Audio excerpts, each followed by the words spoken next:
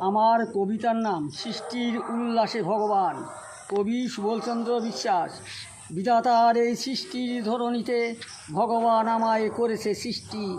আমি ভগবানকে দেখতে পাই তারই এই সৌরজগতের খেলাঘরে। এই সৃষ্টির মহা উল্লাসে থলে জলে আকাশে বাতাছে সৃষ্টির শতরূপের মাঝে। সাগর মহাসাগর মানব মহামানব আছে, পশু আছে পাখি, এই জগতের মাঝে আছে মহাশক্তি। রাজা বাদশার বাহাদুরি পরমেশ্বর গুছিয়ে দেয় অন্ধকারে, ফিরিয়ে দেয় রাজত্ব দেবালয়। আমি এর মাঝে দেখতে পাই ভগবানকে। বেড়েছে মানব, জেগেছে সাগর, পড়েছে চর, বেড়েছে জমি, সীমাহীন তারি দয়ার দান। সৃষ্টির এই জগৎ মাঝে ভগবান আছে অনন্তকাল ধরে।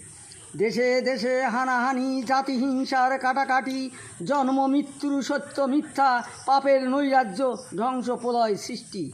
ভগবানকে যারা করে না বিশ্বাস, যারা ভাঙ্গে মসজিদ মন্দির, যারা চালিয়েছে মানুষের উপর অত্যাচার, তারাই হয়েছে ধ্বংস, পায়নি পরিত্রাণ।